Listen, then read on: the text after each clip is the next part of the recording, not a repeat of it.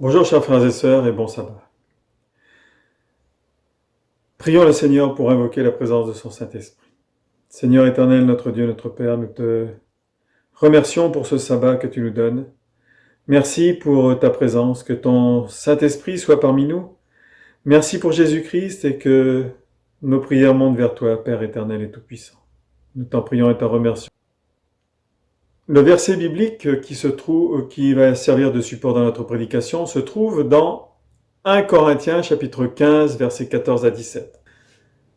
Et si Christ n'est pas ressuscité, notre prédication est donc vaine, et votre foi aussi est vaine. Il se trouve même que nous sommes de faux témoins à l'égard de Dieu, puisque nous avons témoigné contre Dieu qu'il a ressuscité Christ, tandis qu'il ne l'aurait pas ressuscité, si les morts ne ressuscitent point. Car si les morts ne ressuscitent point, Christ non plus n'est pas ressuscité. Et si Christ n'est pas ressuscité, notre foi est vaine, vous êtes encore dans vos péchés. Le titre de notre prédication aujourd'hui, c'est « Fort dans les épreuves grâce à la prière d'une voix ferme ». Mais avant de commencer ce sermon, je voudrais vous raconter une petite histoire pour, on va dire, illustrer mon propos. Une maman et son enfant marchaient sous un orage qui était déchaîné. Et la route était droite. Et il n'y avait pas d'abri. Et la pluie tombait, le vent soufflait. Et l'orage grondait. Et la maman et l'enfant avaient peur, aucune protection pour se mettre à l'abri. Et dans le plus fort de l'orage, la maman entend la voix de son enfant qui lui dit « Maman, pourquoi est-ce que le bon Dieu fait pleuvoir comme ça ?» La maman qui est inquiète évidemment, mais elle se veut rassurante en même temps. En parlant à son enfant, elle lui répond et lui dit « Je ne sais pas mon fils, mais tu peux lui demander de l'arrêter si tu veux. » L'enfant, sans douter une seconde de ce que dit sa maman, dressant sa frimousse ruisselante vers le ciel, il s'adresse à Dieu et lui dit « Bon Dieu, fais arrêter la pluie, veux-tu » Eh bien, vous me croirez si vous voulez, mais la pluie a cessé lentement. Le vent peu à peu s'est apaisé et, roulant dans le lointain, l'orage s'est éloigné. « Ah, tu vois, dit le jeune interlocuteur à sa maman, sans plus s'étonner. La femme, que le fait saisit, très étonnée, ne peut parler. Mais à l'eau qui dégoutte de ses cheveux sur son visage, viennent s'ajouter maintenant des douces larmes de reconnaissance. Eh bien, les frères et sœurs, c'est un peu dans ce genre de prière que nous devons avoir une foi ferme. Mais avant de commencer notre prédication, je vous invite à incliner la tête et nous allons prier. Seigneur notre Dieu, notre Père, nous te remercions encore une fois pour ce sabbat. Nous sommes là, Seigneur, réunis devant toi, et nous invoquons la présence de ton Saint-Esprit afin que tu puisses nous guider, nous éclairer dans cette prière que nous devons t'adresser par la foi. Fortifie notre foi, comme le disaient les apôtres, Seigneur, et augmente notre connaissance et notre volonté de vouloir nous adresser à toi et d'être en communion avec toi. Bénis toute cette assemblée, Seigneur, qui nous écoute, qui nous regarde, et qui est là, à genoux devant ta face, pour entendre le message que tu as à lui donner aujourd'hui à travers l'humble serviteur que je suis. Seigneur, merci de nous pardonner pour nos fautes et nos péchés, que ta volonté s'accomplisse en chacun d'entre nous et que ton Saint-Esprit nous guide et nous éclaire. Car nous t'en prions au nom de Jésus pour ta sainte gloire. Amen. Amen. Alors, qu'est-ce que la foi et pourquoi est-elle si importante ? On parle toujours de foi, on parle de croyance, on parle de choses. Eh bien, nous avons des réponses dans la Bible. Dans Hébreux chapitre 11, verset 1. Or, la foi est la ferme assurance des choses qu'on espère et la démonstration de celles qu'on ne voit pas. Alors me direz-vous, mais est-ce que tout le monde peut avoir la foi ? Romains 12, verset 3 nous répond « Par la grâce qui m'a été donnée, je dis à chacun de vous de revêtir des sentiments modestes selon la mesure de foi que Dieu a départie à chacun. » Oui, Dieu nous avons chacun accès à cette foi. C'est à nous d'aller la demander à Dieu. Mais d'où nous vient la foi?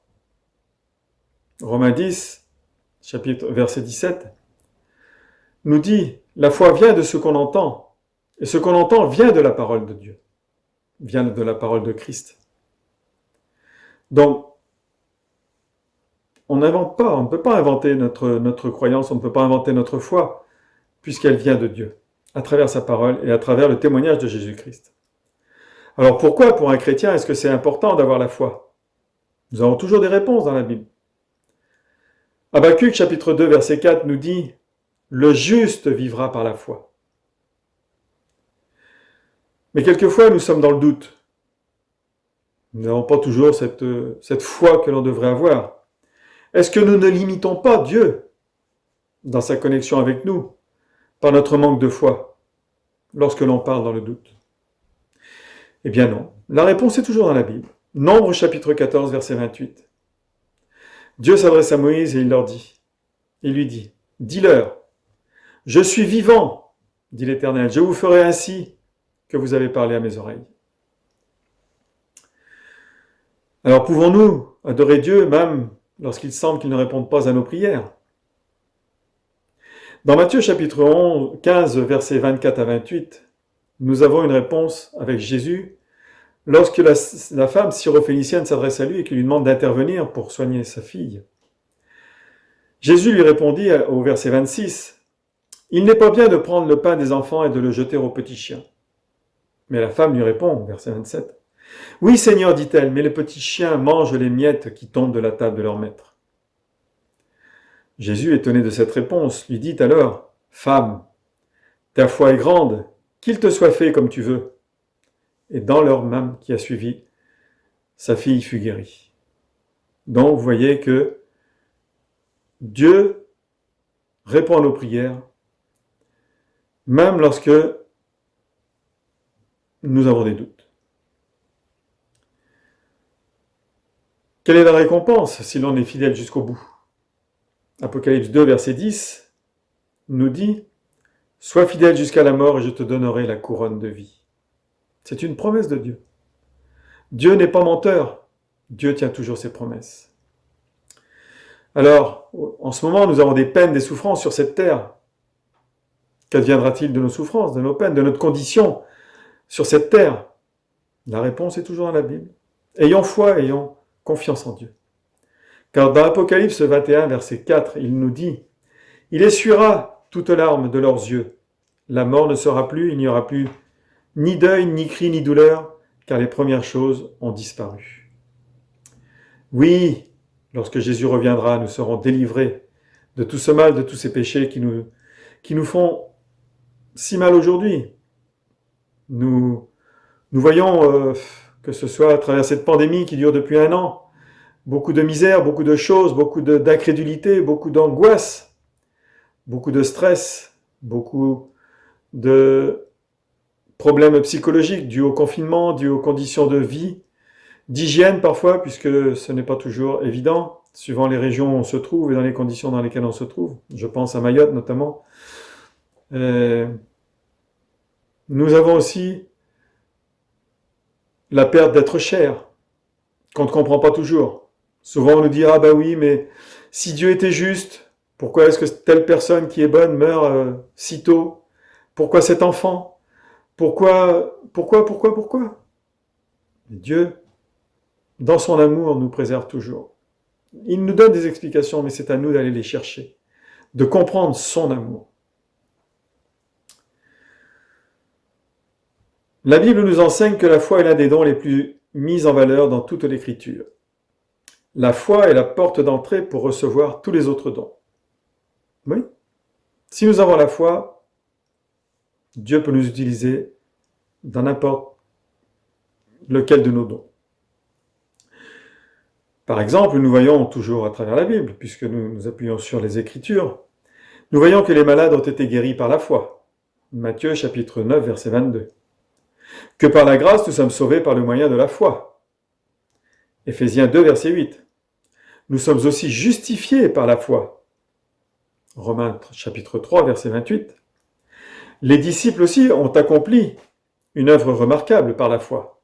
On le voit dans Actes chapitre 6, verset 8. Nous portons aussi le bouclier de la foi, tel que l'apôtre Paul nous le décrit dans Éphésiens chapitre 6, verset 16. Les justes vivent par la foi aussi. Romains chapitre 1, verset 17. Ils vivent par la foi, mais ils marchent aussi par la foi. 2 Corinthiens chapitre 5, verset 7. Nous sommes aussi, par la grâce et par la foi, enfants de Dieu. Galates chapitre 3, verset 26. Et enfin, et c'est ce qui compte le plus, la foi est motivée par l'amour. La foi égale l'amour égale la foi égale l'amour. Si nous avons la foi, si nous avons l'amour, nous marcherons avec Dieu, dans les pas de Dieu, comme Jésus a su le faire. Et nous l'a montré. Galates chapitre 5, verset 6. En fait, tout le christianisme repose sur le fondement de la foi. Et si l'évangile est rendu maintenant dans nos vies, s'il est rendu impuissant dans nos vies aujourd'hui, c'est parce que nous négligeons cette foi. Nous négligeons cette confiance que nous pouvons avoir à Dieu.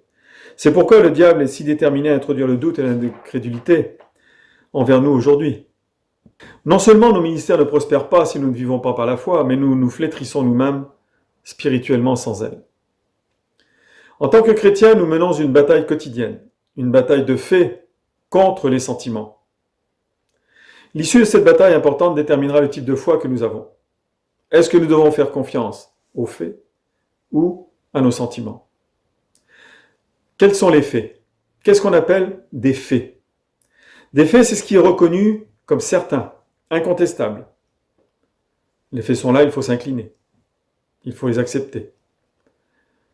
En tant qu'enquêteur, j'avais beaucoup de choses, de preuves. Quand on a cumulé les preuves, les faits étaient là, donc les gens, c'était difficile pour eux de nier les faits. Voilà, c'est ce que je voulais vous dire. Il était difficile pour eux de nier les faits quand les preuves étaient accumulées. Alors, pour nous qui sommes chrétiens, quels sont ces faits qui peuvent servir à nous fortifier dans notre foi? Eh bien, les faits, c'est ce que nous trouvons dans la parole de Dieu.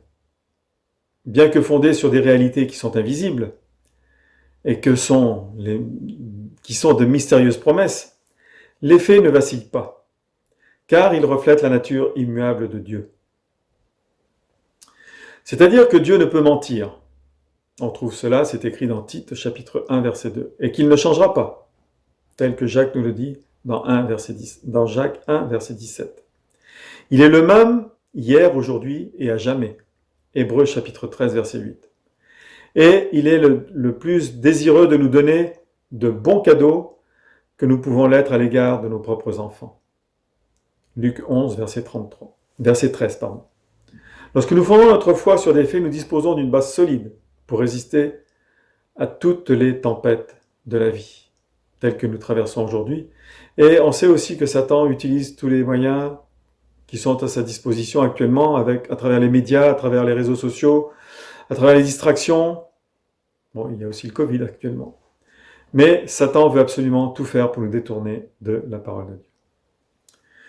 Alors ensuite, nous avons le sentiment. Qu'est-ce que l'on appelle les sentiments? Comment peut-on définir le sentiment?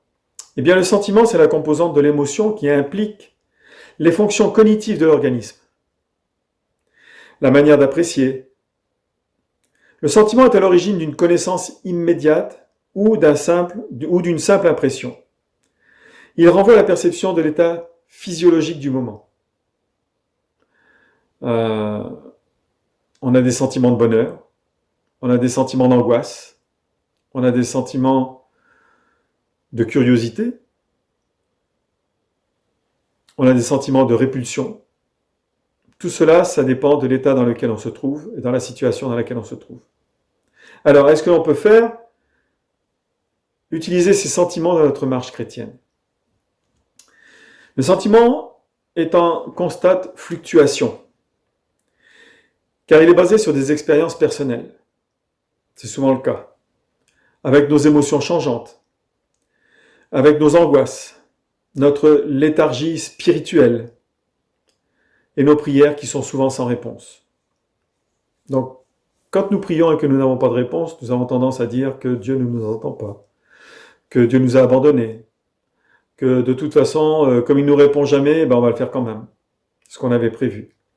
Donc plutôt que de prendre conseil, souvent sur la parole de Dieu, pour des décisions sûres, le sentiment se base sur soi-même, sur la sagesse humaine,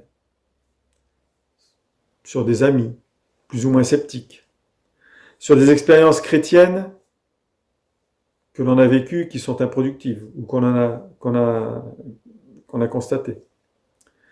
On peut aussi baser notre foi sur des sentiments qui sont fluctuants, qui vont, qui viennent. C'est comme si nous construisions notre maison sur le sable, ainsi des tempêtes surviennent et la maison ne peut tenir. Nous en avons aussi un exemple dans la Bible, dans la parabole des 2 maisons. Parfois, les sentiments peuvent nous ouvrir la voie. À ce moment-là, la foi suit toujours. Si le sentiment nous ouvre la porte, la foi viendra derrière.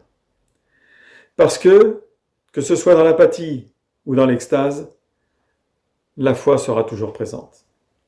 Malheureusement aussi, certains considèrent que ces fortes émotions, ces sentiments que nous recevons en dehors de la foi, ils prennent ça pour des preuves de foi. Donc, il ne faut pas non plus se laisser distraire, se laisser égarer par les pensées que Satan veut nous mettre dans notre esprit. En ce qui concerne la foi, nous pouvons dire que ce n'est pas seulement une sensation intense, qui est liée à quelque chose que l'on espère ou que Dieu pourrait faire. La foi, c'est plus. Elle doit être enracinée dans les faits immuables de la parole de Dieu, et non sur nos émotions changeantes. Notre foi sera toujours ancrée. Plus nous étudierons la parole de Dieu, plus notre foi va s'affirmer, s'ancrer dans la parole de Dieu, et en même temps, elle nous aidera à avancer avec Dieu. La foi prend Dieu au mot, avec ou sans émotion, si on est sûr de quelque chose. Nous l'avons vu dans l'histoire que je vous ai racontée tout à l'heure. À partir du moment où la maman de l'enfant lui a dit « demande à Dieu, il va peut-être arrêter la pluie », elle n'y croyait pas. Mais l'enfant y a cru. Et il a demandé à Dieu. Et la pluie s'est arrêtée. Donc souvent, c'est comme ça que l'on doit réagir. Et dans Hébreux chapitre 11, verset 1, comme nous avons lu au début, je vous rappelle, « Or, la foi est une ferme assurance des choses qu'on espère, une démonstration de celles qu'on ne voit pas. » Parce que souvent, on a tendance à croire que si on voit les choses, ça va aller mieux. On aura la foi, on va croire. Mais comme le dit la parole, si notre foi se base sur ce qu'on voit, ce n'est plus de la foi. Puisque c'est une réalité. La foi, souvent, elle se base dans les choses qu'on ne voit pas et qu'on espère. Donc nous sommes à même de croire en nos semblables. Il faut faire confiance à ceux qui nous entourent, à l'homme. J'entends beaucoup de gens qui disent « Moi, je ne fais pas confiance à Dieu, je ne crois pas, je ne peux pas faire confiance à quelque chose que je ne vois pas. Par contre, je fais confiance à l'homme. » Donc si nous faisons confiance à l'homme, est-ce que l'on ne peut pas faire confiance à la parole de Dieu? Nous qui sommes chrétiens? Lorsque nous demandons de la sagesse ou la grâce, nous ne devons pas chercher en nous-mêmes pour savoir s'il y a un sentiment particulier, comme un signe de l'assurance qu'il a accompli sa parole. Le sentiment n'est pas un critère. Et de grands problèmes sont apparus lorsque les chrétiens ont suivi leurs sentiments. Alors, comment puis-je savoir si Jésus entend mes prières? Eh bien, il y a, 4 points où on peut se référer et avoir la ferme assurance que Jésus entend nos prières. Je le sais par sa promesse, car il dit qu'il écoutera les malheureux quand ils crieront vers lui. Et si je crois en sa parole, je vais lui faire confiance. Deuxièmement, il n'a jamais dit à la postérité de Jacob, « Cherchez-moi en vain ». Si nous marchons dans la lumière, nous pouvons accéder au trône de grâce avec une sainte audace. Troisième point, nous pouvons aussi présenter les promesses de Dieu par une foi vivante et encourager nos demandes. Bien que nous soyons faibles, errants et indignes, l'Esprit vient au secours de nos infirmités. Enfin, quatrième point, lorsque nous avons formulé notre requête, nous ne devons pas abandonner, mais nous faire comme Jacob lorsqu'il a lutté avec Dieu. Et il lui a dit, et nous devons dire aussi, « Je ne te laisserai pas partir sans me bénir. » Et comme cela, nous prendrons l'avantage, tout comme Jacob a pu le faire.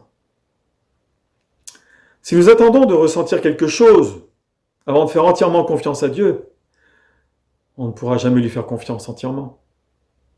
Si on entend d'avoir envie de prier pour prier, on ne priera peut-être jamais.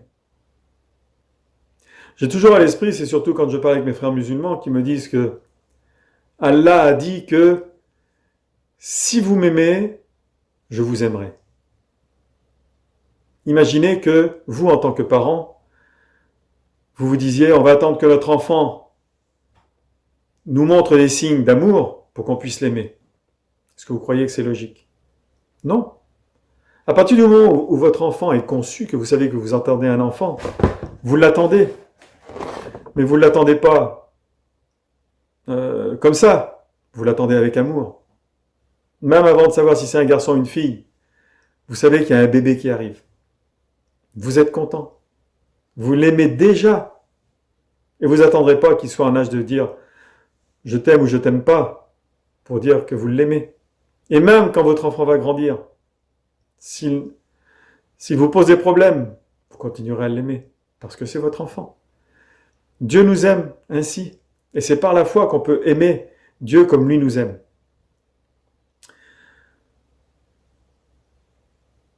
Rappelez-vous le calvaire d'Abraham, quand il a marché pendant 3 jours pour aller sur le mont Morija, où Dieu lui avait demandé de sacrifier son fils. Pensez-vous qu'il était dans un état d'esprit serein? Mais pourtant, Abraham était pleinement dans la volonté de Dieu. Il a marché avec lui par la foi. Il a été jusque là-bas, jusqu'à l'étape, prêt à sacrifier son fils.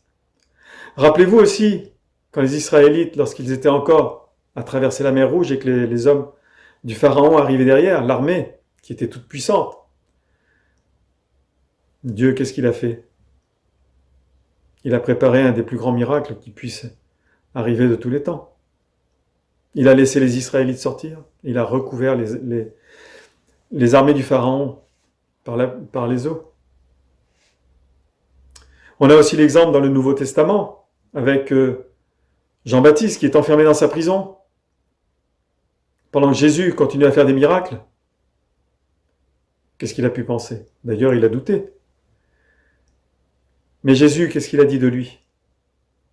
Il a dit que parmi tous les prophètes, aucun n'était plus grand que Jean-Baptiste. Donc vous voyez que Dieu nous aime. Dieu nous aime et c'est à nous, malgré notre manque de foi parfois, à nous de nous rapprocher de Dieu par la foi. Et cette foi vient par l'étude de sa parole. L'esprit de prophétie nous déclare dans le livre de Prière, à la page 268, elle déclare « L'ennemi empêche à beaucoup d'entre vous de prier. Il parle à votre esprit en disant que vous ne ressentez pas vos prières et que vous feriez mieux d'attendre d'avoir davantage d'esprit d'intercession. Jusqu'à maintenant, toutes vos prières ne sont qu'une parodie. Mais vous devez dire à Satan, il est écrit, comme Jésus l'a fait dans le désert, que les hommes doivent toujours prier et ne pas se relâcher. Nous devons implorer Dieu jusqu'à ce que nous ayons obtenu le plus grand désir de notre âme. Et si nous persévérons, nous l'aurons. Le Seigneur nous inondera de son Saint-Esprit. En fait, lorsque l'envie de prier se fait moins sentir, c'est le moment de prier encore plus, mes frères et sœurs. Et en faisant cela, nous brisons le piège de Satan. Et les nuées de ténèbres disparaîtront et nous connaîtrons alors la douce présence de Jésus. Toujours dans le même livre, Prayer, à la page 271. C'est ce que nous dit notre sœur Ellen White. Une de ses plus pertinentes citations sur la prière est tirée du petit livre Vers Jésus, qu'Ellen White a écrit, où elle affirme « Comment les fils et les filles de Dieu peuvent-ils avoir de la répugnance à prier, alors que la prière est dans la main de la foi, la clé qui ouvre les trésors du ciel où sont enfermées les ressources infinies de la toute-puissance » Vers Jésus, page 144. Dans la Bible, il est écrit « Qu'il soit fait selon votre foi » Matthieu chapitre 9, verset 29. Tout ce que vous demanderez en priant, croyez que vous l'avez reçu et vous le verrez s'accomplir. Marc chapitre 11, verset 24. Donc, comme on peut le voir, mes frères et sœurs, la prière est la clé, mais c'est la foi qui doit faire bouger les choses. Les deux sont indissociables. La foi, c'est la force qui fait tourner la clé dans la serrure et qui ouvre la porte. Et elle le fait pourquoi ? Parce qu'elle a confiance en Dieu. Elle a confiance qu'il y a des bénédictions étonnantes derrière cette porte qui est fermée. Donc, est-ce que nous sommes prêts à faire confiance à Dieu aujourd'hui ? Quels que soient nos sentiments. Et sommes-nous prêts à tourner cette clé pour découvrir le trésor céleste que Dieu nous a réservé ?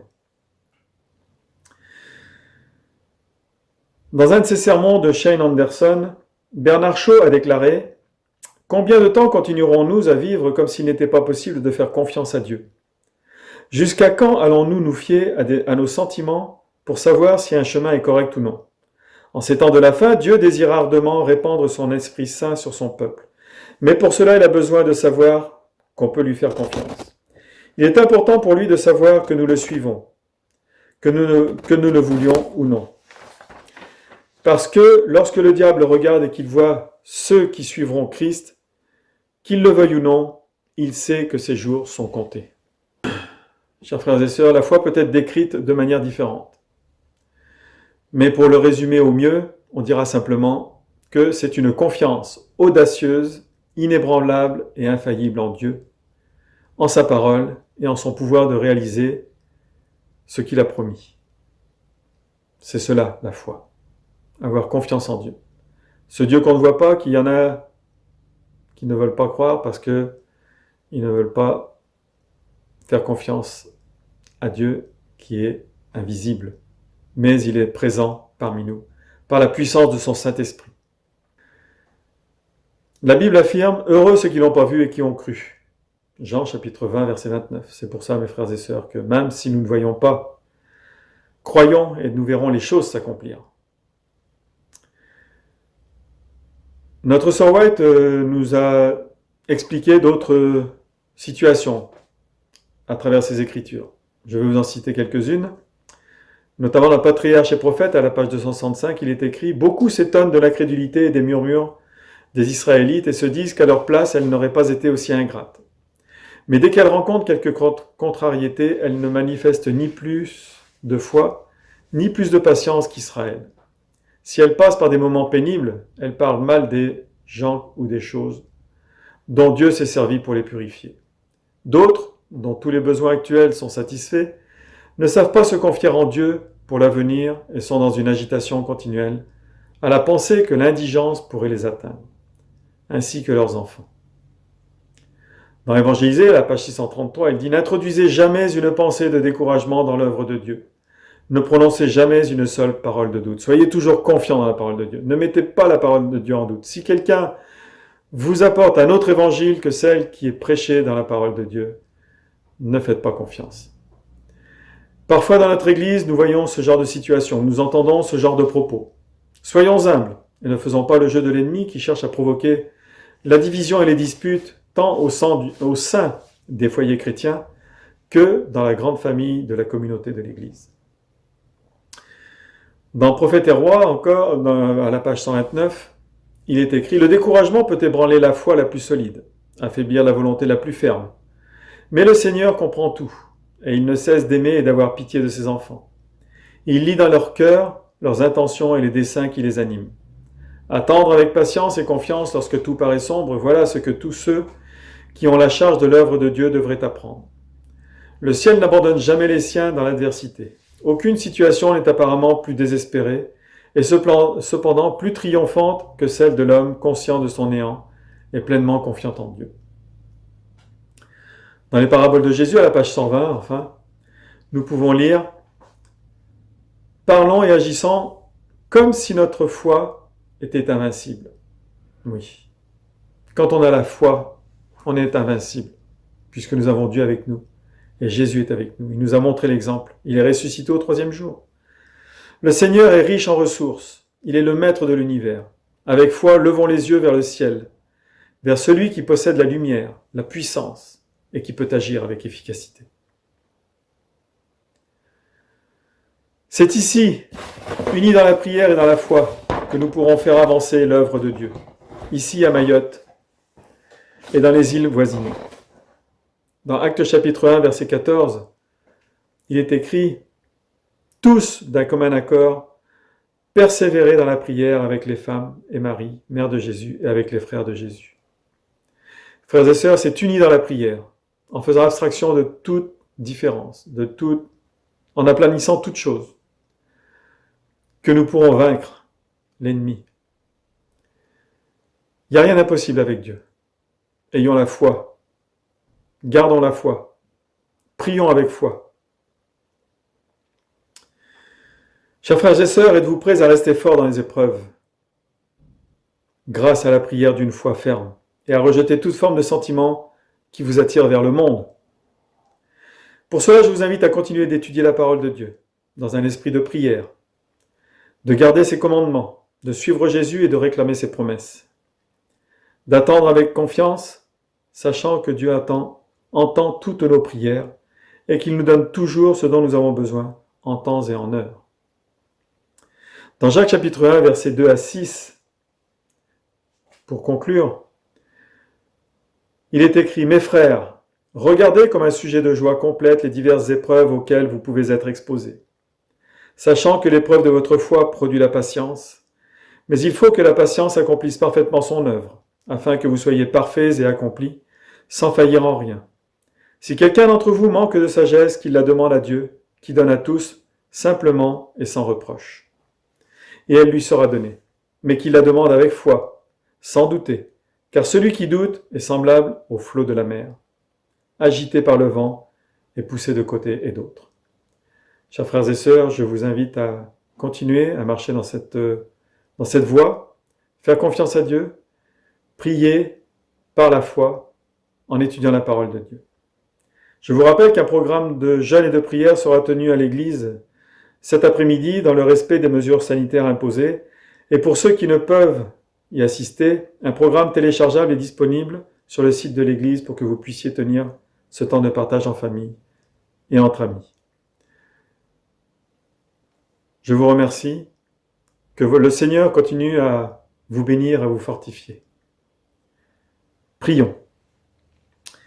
Seigneur notre Dieu, notre Père, nous te remercions de ce message, de ces encouragements, afin que nous puissions continuer, Seigneur, à prier dans la foi pour traverser les épreuves qui sont sur notre route.